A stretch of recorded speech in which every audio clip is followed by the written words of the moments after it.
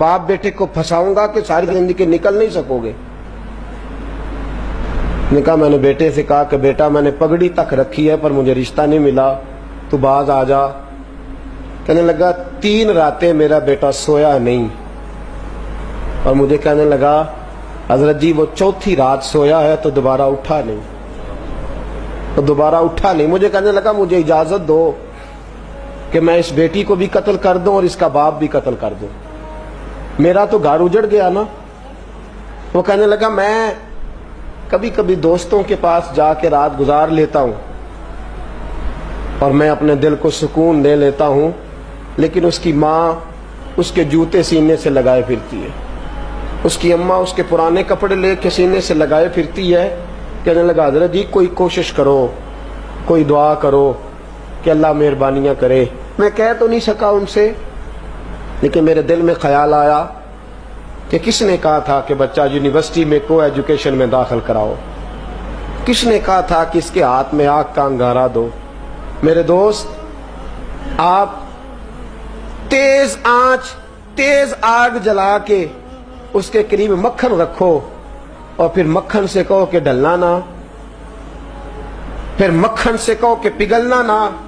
भाई तेज आग करीब जला दी और तू कहता पिघलना, ये कैसे मुमकिन है? हो सकता है? बोलिए ना, हो सकता है? लड़का और लड़की इकट्ठे कॉलेज में पढ़े, एक कमरे में रहे, एक छत के नीचे रहे, एक दूसरे को देखें, नाम जाने, फोन नंबर पास हो, और फिर कहना कि तुम इश्क का चक्कर न लड़ाना, कैसे मुमकिन है? और बड़े सियाने बंदे कहते हैं हजरत साहब एतमाद होना चाहिए औलाद पे। मेरे नबी पाक को अपनी बीवियों पे एतमाद नहीं? अब्दुल्ला इब्ने मखतूम नाबीने शयाबी आए हैं तो हुजूर ने फरमाया पर्दा कर लो, हुजूर को एतमाद नहीं? मुस्तफा से पाक घर किसी का हो सकता है? फरमाया पर्दा कर लो, नकाब डालो। सुने वो तो नबीना है, फरमाया तुम्हें तो नजर आता है ना, डालो नकाब। ये एतमाद होना चाहिए।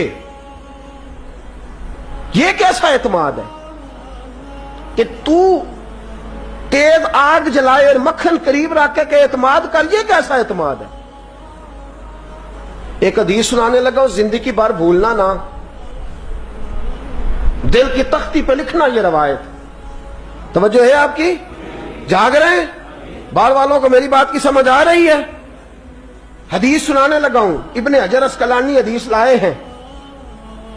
रसूल पाक सल्लल्लाहु अलैहि वसल्लम ने फरमाया जहां मर्द और औरत अकेले हों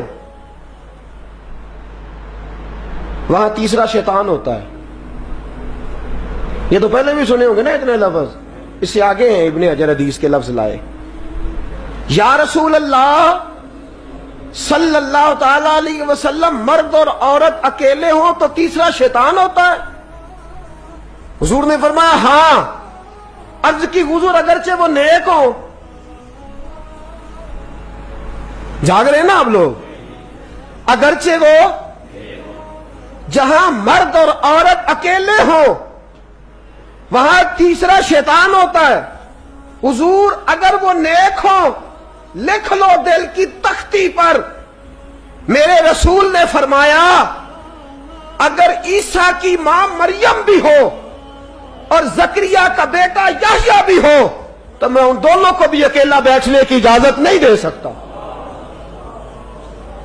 फरमाया ईसा की मां मरियम जो रही मस्जिद में, पली मस्जिद में, जिसकी पाकीज़गी का ऐलान कुरान कर रहा है, ईसा की मां मरियम।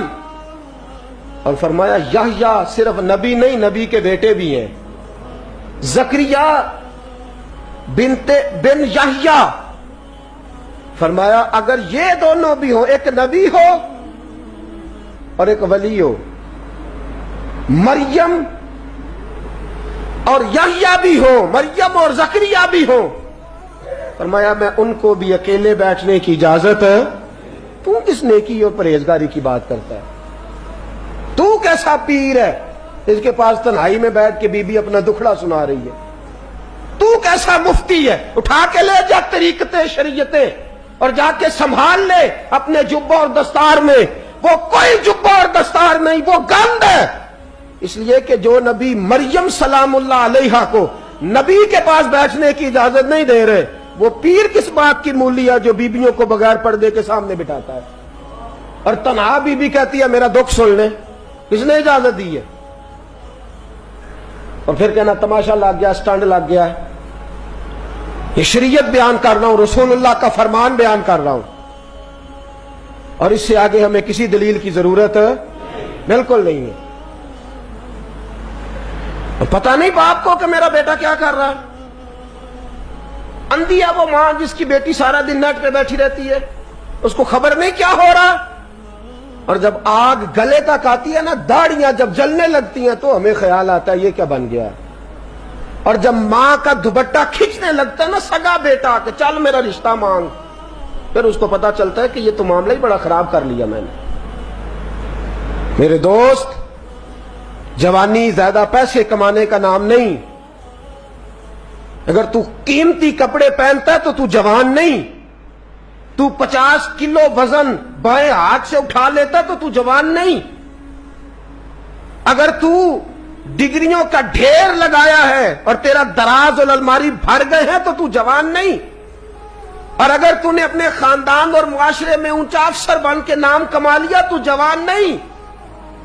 جوان اس کو کہتے ہیں جس کی جوانی پاکیزہ ہوتی ہے۔ جوان اس کو کہتے ہیں جس کی نظر جھکی ہوئی ہوتی ہے۔ جوان اس کو کہتے ہیں جو حیا کا پتلا ہو۔ جوان اس کو کہتے ہیں جو شرم کا پیکر ہو۔ جوان اس کو کہتے ہیں جس کی نظر سے معاشرے کی بہو بیٹیاں بچی ہو۔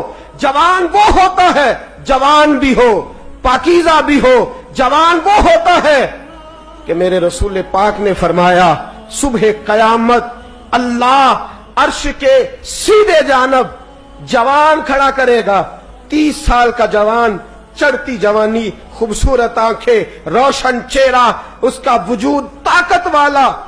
نبی آگے بڑھ کے پوچھیں گے یا اللہ یہ کون ہے جو تیرے دائیں جانب کھڑا ہے؟ اللہ فرمائے گا یہ وہ جوان ہے کہ خوبصورت عورت نے اسے کہا تھا میرے ساتھ منہ کالا کر لے، پر اس نے نظر جھکا کے کہا تھا انی اخاف اللہ، نہ بھائی میں تو اپنے اللہ سے ڈرتا ہوں۔ فرمایا یہ پاک جوانی والا ہے، یہ حاجی نہیں، نمازی نہیں، یہ ولی نہیں، یہ صوفی نہیں، یہ وہ نہیں جو غوث زماں ہو، قطب دورہ ہو، پیر طریقت نہیں، مفتی وقت نہیں۔ یہ خالی جوان ہے پر پاک جوانی لے کے آیا ہے۔ یہ خالی جوان ہے پر پاکیزہ جوانی لے کے آیا۔ یہ خالی جوان ہے پر اس کی نظروں میں حیا بڑی ہے۔ یہ پاک، یہ کیا تماشا لگ گیا عشق کا چکر۔ اور آج جتنی مصیبتیں کھڑی ہوئی ہیں اس عشق مجازی کے روگ نے کھڑی کر دی ہیں۔ ہر جوان، ہمارا ایک بچہ تھوڑے دن پہلے اس علاقے کا محمد طیب نام کا شہید ہو گیا۔ وہ ایک کونے میں رہنے والا، ایک محلے میں ایک چھوٹے سے کونے میں رہنے والا بچہ تھا نا، میرے ساتھ دوست موجود ہے، صبح سے لے کر ساری رات میں افسوس کرتا رہا میں جنازے میں کیوں نہیں گیا، میں جنازے میں کیوں نہیں گیا۔ وہ بچہ پاک فوج کا وہ شہادت اختیار کر گیا تو فخر سے سر بلند کر گیا اپنا، لیکن جو بی بی کے لیے ساری رات روتے رہتے ہیں وہ شہید ہو سکیں گے؟ جو ساری رات ٹھنڈ میں کھڑے ہو کے عورت کے ساتھ گفتگو کرتے رہتے ہیں اور جو سارا دن دل میں گند رکھتے ہیں بی بی کے لیے، ان کے ہاتھ میں تلوار آئے گی؟